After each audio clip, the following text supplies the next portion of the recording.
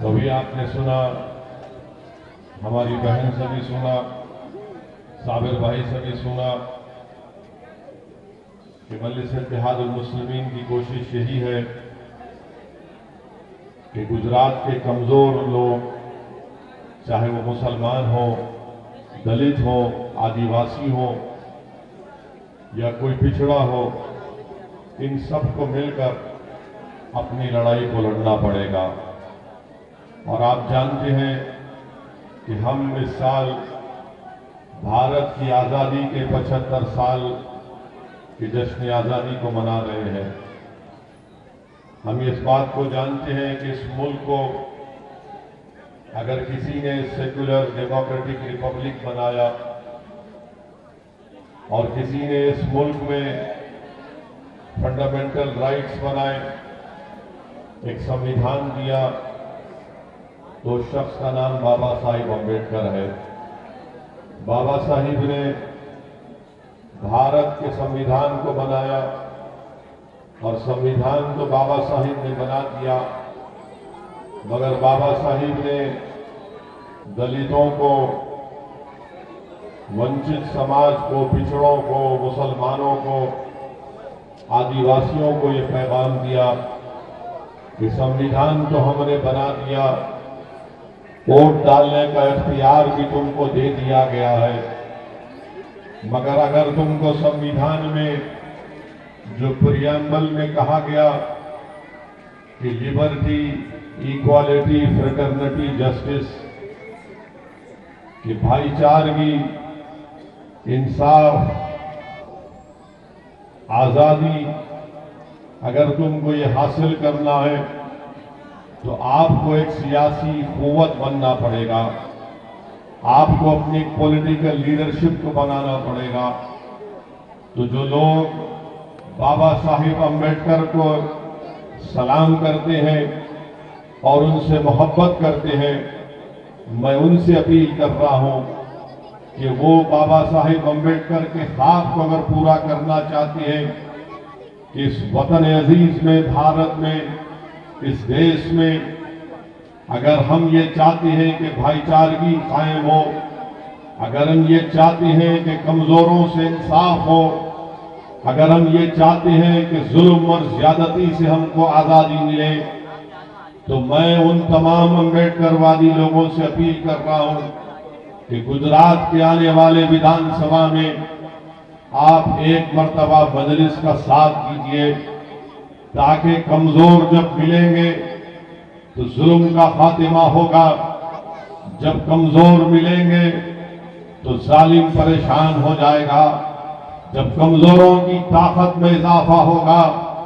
तो वो मजलूमों की ताकत में इजाफा होगा, और जब कमजोर ताकतवर होकर गुजरात की विधानसभा में उसके इत्तेहाद और वोट की ताकत के बुनियाद पर जब उसका नुमाइंदा, उसका एमएलए कामयाब होकर जाएगा, तभी जाकर गुजरात की विधानसभा में गोमतीपुर के आवाम की तकालीफ, मसाइल, उनके प्रॉब्लम्स का हल होगा।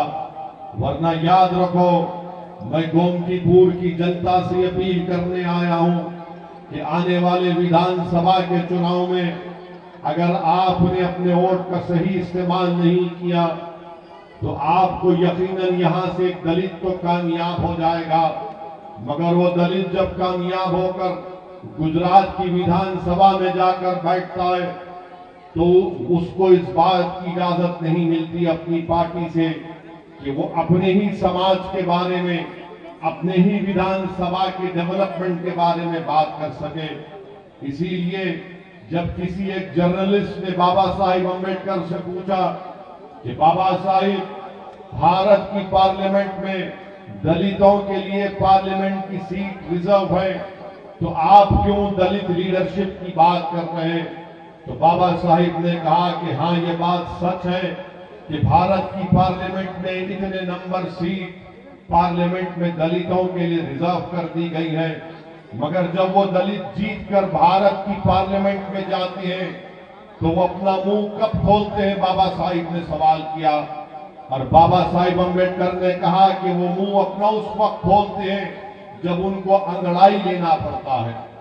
मेरे अजीज दोस्तों और बुजुर्गों, अगर गोमतीपुर से अगर आप इंशाअल्लाह मुत्तहिद होकर अपना एक वोट मजलिस के कैंडिडेट के हक में इस्तेमाल करेंगे, तो मैं आपसे वादा कर रहा हूं कि जो मजलिस का कैंडिडेट आपकी दुआओं से, आपकी मेहनत और जुस्तजू और आपकी वोट से कामयाब होकर जब गुजरात की विधानसभा में जाएगा गोमतीपुर से इंशाअल्लाह, तो मैं आपको वादा कर रहा हूं कि गुजरात की विधानसभा के दरो दीवार गोमतीपुर की जनता की आवाज से गूंजेंगे। जब वो गुजरात की विधानसभा में जाएगा तो खामोश नहीं बैठेगा, बल्कि वो पुकारेगा इंसाफ के लिए, ना सिर्फ गोमतीपुर के डेवलपमेंट के लिए, ना सिर्फ गोमतीपुर के विधानसभा में बसने वाले दलितों के लिए, ना सिर्फ गोमतीपुर में बसने वाले गयूर मुसलमानों के लिए, बल्कि गुजरात के अगर किसी कोने में अगर कोई दलित अपनी शादी की बारात घोड़े पर बैठकर निकालना चाहेगा, तो मैं आज ऐलान कर रहा हूं कि मजलिस का एमएलए उस दूल्हे की घोड़े के सामने खड़े होकर कहेगा कि निकाल अपनी शादी की बारात, देखते हैं कि कौन मैका लाल तेरी शादी की बारात को रोक सकेगा। ये मिजाज मजलिस आपको देना चाहती है। अब डर डर कर जिंदा नहीं रहेंगे, अब डर डर कर जिंदा नहीं रहेंगे, अब घुट घुट कर अपनी जिंदगी को नहीं गुजारेंगे, अपने आंखों में आंसू लाकर मायूसी को अपनाएंगे नहीं, बल्कि भारत हमारा वतन है और रहेगा। ये जमहूरी मुल्क है, यहाँ पर संविधान बाबा साहिब अम्बेडकर ने बनाया और वो संविधान ये कहता है कि दलित भी बराबर है, ब्राह्मण भी बराबर है, ठाकुर पटेल भी बराबर है, तो मुसलमान भी बराबर है। कोई मुझसे बड़ा नहीं, कोई मुझसे छोटा नहीं।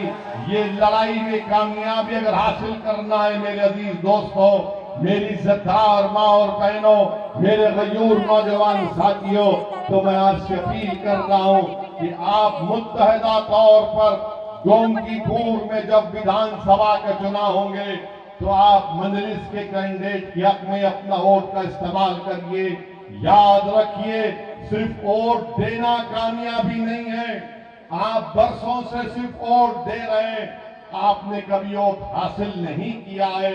आज मजलिस आपके दरमियान में आकर कह रही है कि तुमने हमेशा वोट दिया है, आज तुमको वोट लेना है अपने लिए, अपने मुस्तकबिल के लिए, अपने बच्चों के इंसाफ के लिए, गोमतीपुर विधानसभा की डेवलपमेंट के लिए। मेरे अजीज दोस्तों और बुजुर्गों, गोमतीपुर की विधानसभा में आप जानते हैं कि यहाँ पर सिद्दी बशीर की एक मस्जिद भी है और उसके एक मीनार के पास अगर खड़े होकर कोई एक मीनार के कमान को हिलाएगा तो दूसरे मीनार हिलते हैं ना, आवाज भी आती है। तो ये जो मस्जिद है, ये जो सिद्दी बशीर की मस्जिद है, इसको अगर मैं समझाने के लिए कह रहा हूं, ये सिद्दी बशीर की मस्जिद की मिसाल गुजरात के मुसलमानों के ताल्लुक से कह रहा हूं कि कोई आकर हमारे घर की एक कमान को हिलाता है तो हमारे पूरे घर हिल जाते हैं। मगर ये सिद्दी बशीर की मस्जिद इस बात की गवाह है कि जलजले आए तब भी मस्जिद को नुकसान नहीं पहुंचा, जलजले आए तब भी मस्जिद को नुकसान नहीं पहुंचा। हाँ, जब जालिम जुल्म करने के लिए आता है, इख्तिदार के नशे में चूर हो जाता है और कहता है कि मैं जो चाहे जुल्म करूंगा, मैं जिसको चाहे उसकी गर्दन को काट दूंगा, मैं जिसको चाहे उस महिला का बलात्कार करूंगा। मगर गुजरात के मुसलमान इन तमाम जुल्म को बर्दाश्त किए और ये सिद्दी बशीर की मस्जिद इस बात की मिसाल पेश करती है कि जालिम ने जुल्म किया, हमारे घरों को हिलाया, मगर हमारे घर हिले, मगर हमारे घर कभी निस्तोनाबूद नहीं हुए। जालिम ने आकर हमारे घरों को हिलाया, मगर उसमें इतनी हिम्मत नहीं थी कि हमारी जबानों से कलमे का खात्मा कर सके। जालिम ने हमारे घर को हिलाया, मगर उसमें इतनी ताकत नहीं थी कि हमारे दिलों से रसूलुल्लाह सल्लल्लाहु अलैहि वसल्लम की मोहब्बत को मिटा सके। जालिम ने हमारे घरों को मिटाने की, हिलाने की कोशिश की, मगर जालिम में इतनी ताकत नहीं थी कि औलिया अल्लाह की मोहब्बत हमारे दिलों से निकल जाए। जालिम ने हमारे घरों को हिलाया, मगर जालिम में इतनी ताकत नहीं थी कि तौहीद के पैगाम को हमारी नस्लों से निकाल सके। इसीलिए मैं कहता हूं कि तुम्हारी मिसाल सिद्दीक बशीर की मस्जिद की तरह है। तुम सलामत थे और इंशाअल्लाह सुबह कयामत तक सलामत रहोगे। मेरे अजीज दोस्तों और बुजुर्गों, मेरे अजीज दोस्तों और बुजुर्गों, आप जानते हैं कि गोमतीपुर में इस विधानसभा में स्कूल की जरूरत है, अच्छे स्कूलों की जरूरत है, अच्छे अस्पताल की जरूरत है, मगर यहां से आपने कांग्रेस पार्टी के विधायक को कामयाब तो कर दिया, मगर गोमतीपुर की जनता का क्या फायदा हुआ? आपने भाजपा को हराया जरूर, मगर आपको क्या फायदा मिला?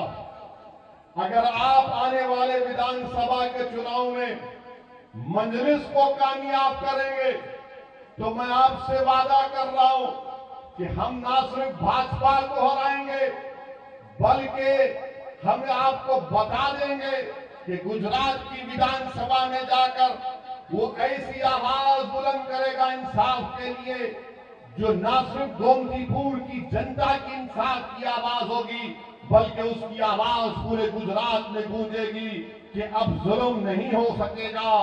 अब कोई ताकत के नशे में चूर होकर कमजोरों को कीड़े मकोड़ों की तरह नहीं कुचल सकेगा। अब हम जुल्म को बर्दाश्त नहीं करेंगे। हम भारत में अपने हक को हासिल करेंगे।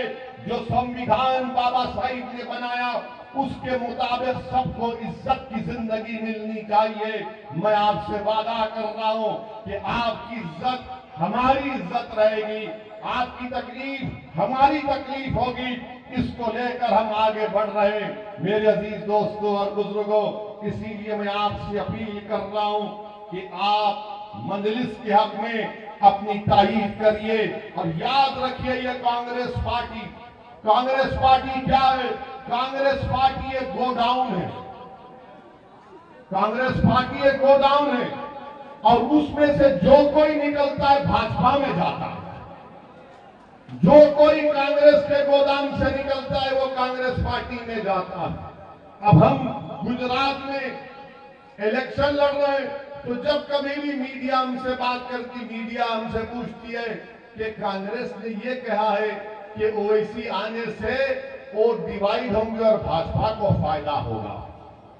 हम उनसे पूछना चाहते हैं कांग्रेस पार्टी से, आपके 17 विधायक जिसको गुजरात की जनता ने वोट देकर विधायक बनाया, वो तमाम के तमाम जीतने के बाद नरेंद्र मोदी के गोद में बैठकर अभी भी चाय पी रहे हैं। अभी भी चाय पी रहे हैं। अमित शाह उनको गुलाब जामुन खिला रहे हैं और हम पर इल्जाम लगाते कि ओवैसी से आए तो ऐसा होगा। अरे तुम्हारे विधायक अमित शाह और मोदी से मिले हुए हैं। जब हमारा विधायक कामयाब होगा इंशाअल्लाह ताला, तो वो एक टेबल पर मोदी के सामने बैठकर आंख में आंख डालकर कहेगा कि भारत के संविधान के तहत इंसाफ होना चाहिए। और हम भागने वाले नहीं हैं, हम पीठ दिखाने वाले नहीं हैं। हम इंसाफ की लड़ाई लड़ रहे हैं, इज्जत नफ्स की लड़ाई लड़ रहे हैं। मेरे अजीज दोस्तों और बुजुर्गों, इसलिए मेरी आपसे अदबन अपील है, आपसे गुजारिश है कि इस मर्तबा आप तमाम लोग एक होकर, पूरा वंचित समाज, पूरे कमजोर लोग एक साथ होकर गोमतीपुर से मजलिस के विधायक को कामयाब करिए। बहुत सी पार्टी आएंगी, कोई ये वादे करेगा, कोई और वादे करेगा। बहरहाल वादे करना उनका काम है और चुनाव के बाद आप जानते हैं कि कोई आपको नजर नहीं आता। चुनाव से पहले तो वादे करेंगे आसमान से तारे तोड़कर ला दूंगा। आप कहेंगे कि भैया गोमतीपुर में साफ पानी नहीं आता, तो कोई पार्टी का बोला गया माता जी तुम पानी की बात कर रहे, मैं चांद से मट्टी लाकर तुम्हारे चरणों में रखूंगा। मगर जब चुनाव हो जाता है कुछ नहीं मिलता। इसीलिए मैं आपसे अपील कर रहा हूं कि इस बार आपको सोच समझकर अपने सियासी फैसले करने की जरूरत है।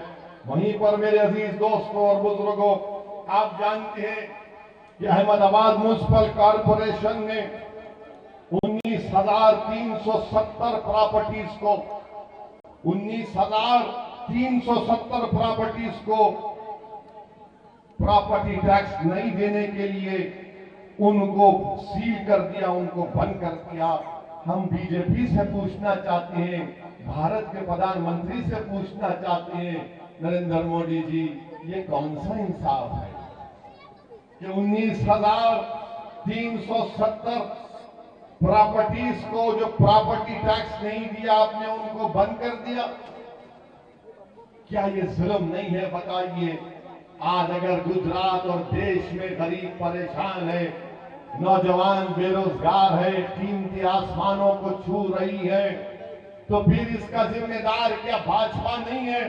अरे प्रॉपर्टी टैक्स नहीं दिए तो टाइम देना था या माफ कर देना था कि चलो चुनाव आ रहे, हम प्रॉपर्टी टैक्स को गरीबों के लिए माफ कर देते। मगर वो भी नहीं करना चाहते हैं। इससे आप अंदाजा लगा सकते हैं कि क्या हो रहा है। मेरे अजीज दोस्तों और बुजुर्गों, एक और बात जो मैं आपके सामने बड़ी जिम्मेदारी के साथ रखना चाह रहा हूं कि अभी साबिर भाई ने मुझे बताया कि दलितों पर जुल्म गुजरात में बहुत हो रहा है, और दलित भाइयों पर। भावनगर जिले में सरपंच को वलाभीर पुलिस स्टेशन में केस रजिस्टर हुआ। 2 लोगों ने मिलकर मलदुराई के सरपंच को मारा और पीटा, और उन्होंने क्यों उस पर हमला किया? क्योंकि वो बाबा साहिब अम्बेडकर के नाम पर एक हॉल बना रहा था। केस तो रजिस्टर हो गया। 24 जुलाई को केस रजिस्टर हुआ, मगर अब तक किसी की गिरफ्तारी अमल में नहीं लाई गई।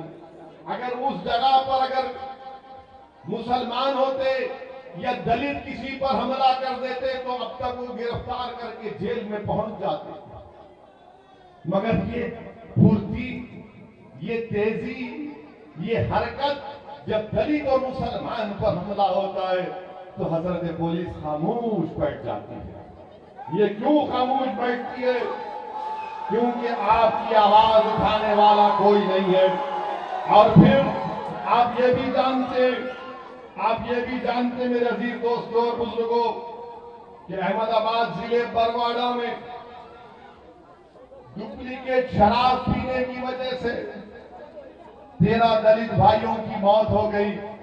देश के प्रधानमंत्री, काश आप 500 और 1000 की नोट निकालने के बजाय बोलते कि पूरे देश से शराब और डुप्लीकेट शराब को मैं बंद कर रहा हूं।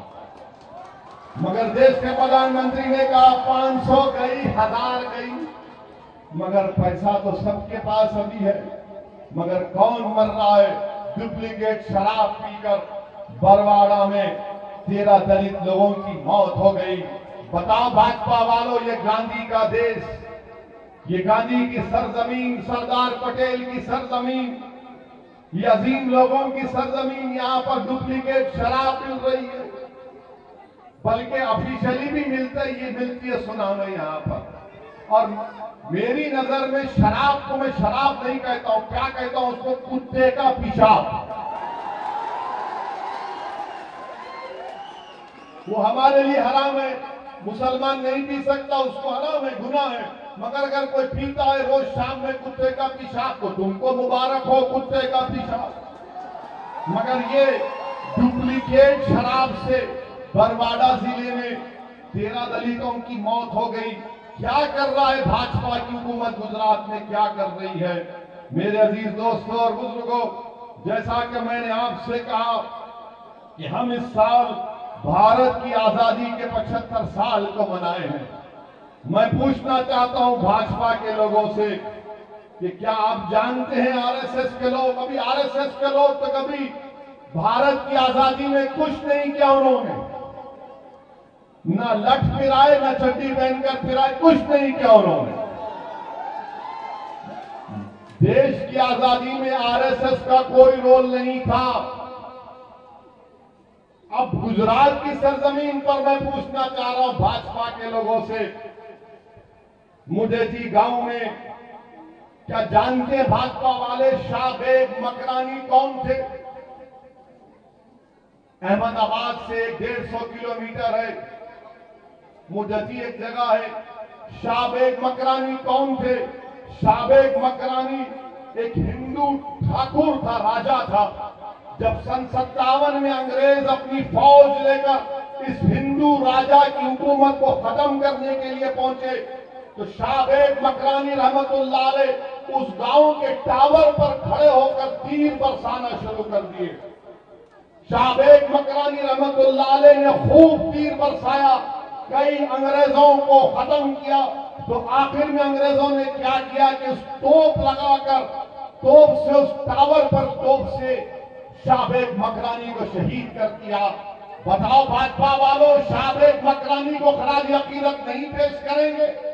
भारत के प्रधानमंत्री, आप मन की बात पे नहीं कहेंगे कि शाहबेग मकरानी ने भी भारत की जंग आजादी में अपनी जान को कुर्बान किया?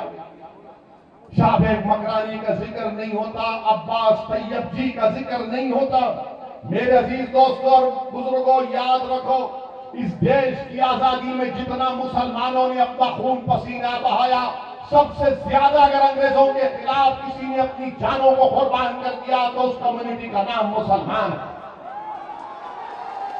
जिम्मेदारी के साथ कह रहा हूं, सन 57 की जंग आजादी, अंग्रेजों के खिलाफ जिहाद का फतवा अल्लामा फजल खैराबादी, मौलाना अहमदुल्लाह ने पेश किया। अल्लामा फजल खैराबादी काला पानी की सजा काटे, और जब 3 साल के बाद उनके बेटे ने उनकी आजादी का आर्डर लेकर काला पानी को पहुंचे, तो उसी दिन अल्लामा फजल खैराबादी का इंतकाल हो गया। इस देश की आजादी में हम सब ने मिलकर लड़ाई लड़ी, मगर अफसोस के साथ कहना पड़ता है कि भाजपा हो या कांग्रेस हो, वो मुसलमानों की कुर्बानियों को फरामोश कर चुके हैं। तो याद रखो, जिन्होंने इस देश के लिए अपना खून पसीना बहाया उनको भी याद रखो, मगर जिन्होंने अपनी जानों को कुर्बान कर दिया, जिन्होंने अपने खानदानों को बर्बाद कर दिया, उनको नहीं भूल सकते, उनको भी याद रखना पड़ेगा। मेरे अजीज दोस्तों और बुजुर्गों, वहीं पर आप जानते हैं कि आज से चंद दिन पर, बल्कि आज के दिन, आज 10 सितंबर है, और 10 सितंबर पूरी दुनिया में मनाया जाता है कि सुसाइड कंट्रोल का दिन, माने खुदकशी को रोकने का दिन आज मनाया जाता है। 10 सितंबर को पूरी दुनिया में, विश्व में सुसाइड यानी खुदकशी को रोकने का दिन के तौर पर मनाया जाता है। हम भारत के प्रधानमंत्री नरेंद्र मोदी जी से पूछना चाह रहे हैं, देश के प्रधानमंत्री, 2021 में भारत में 1,65,000 लोगों ने खुदकशी कर ली। कितने लोगों ने सुसाइड किया? 1,65,000 लोगों ने।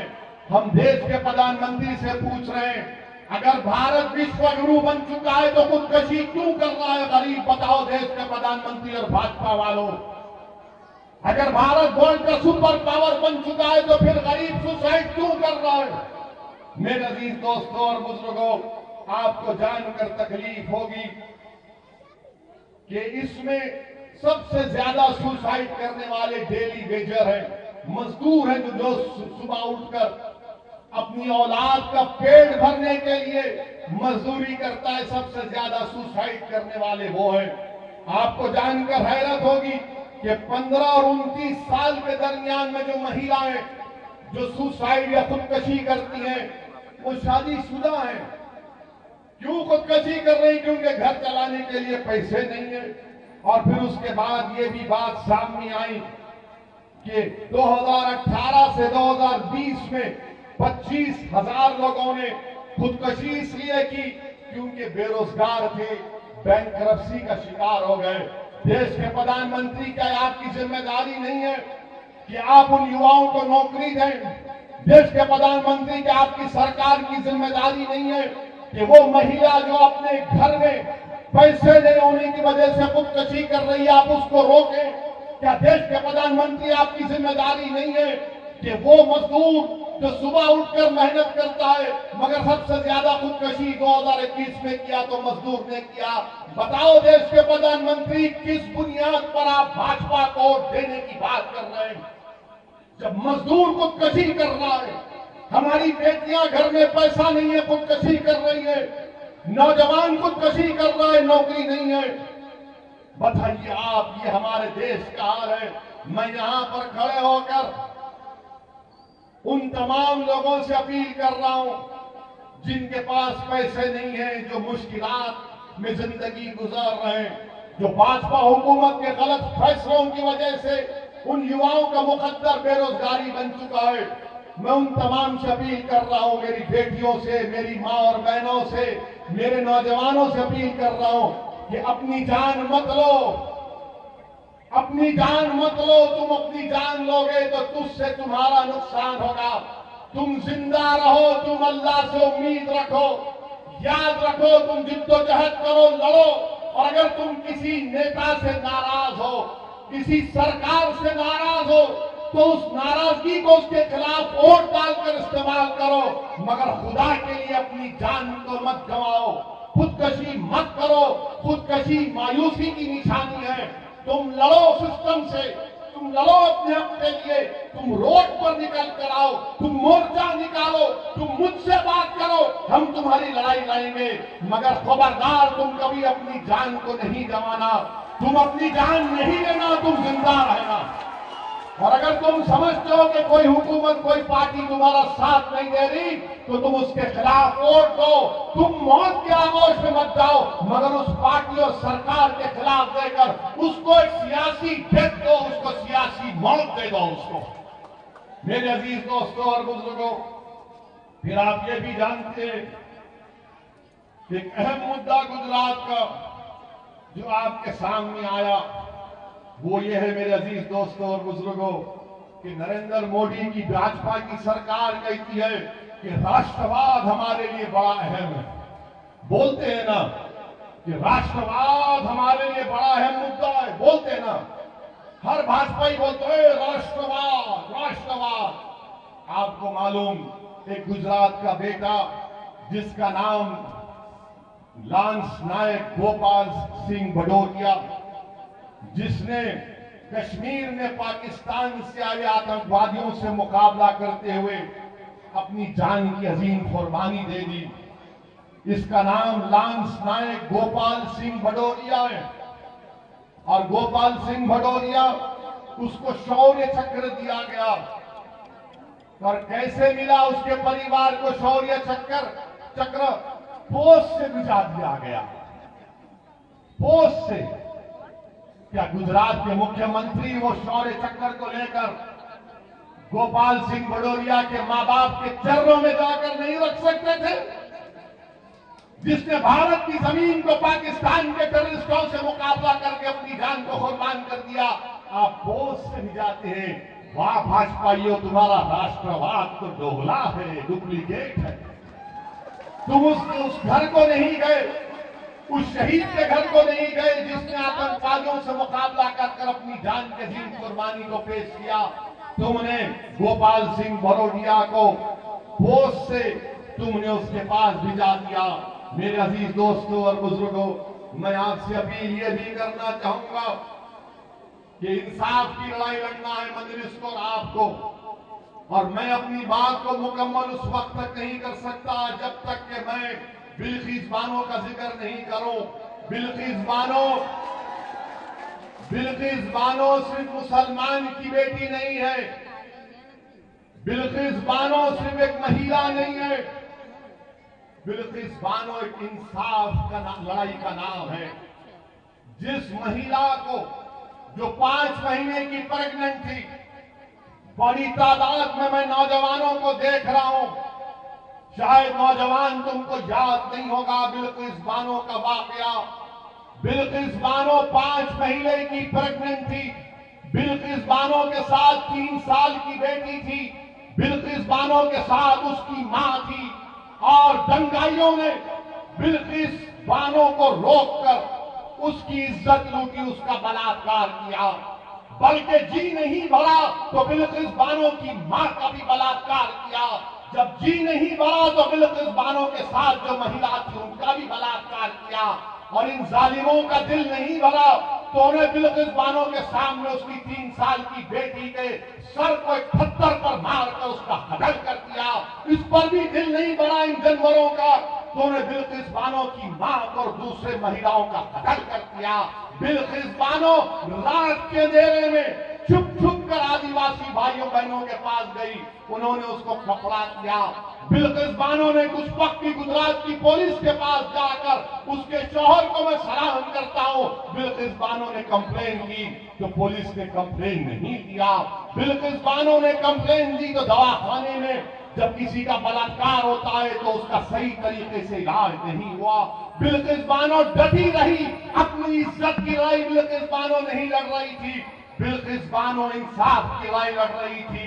महाराष्ट्र में मुकदमा चला, ट्रायल कोर्ट ने सजा दी, हाई कोर्ट ने सजा को बरकरार रखा, तो नरेंद्र मोदी की भाजपा ने, गुजरात की भाजपा की सरकार ने अपनी रिमेशन पॉलिसी के तहत इन जालिमों को, जिन्होंने बिल्किस बानो के साथ इस तरह का बर्ताव किया और जिन्होंने बिल्किस बानो की इज्जत लूटी, कौन थे वो लोग तुम जानते नौजवानों?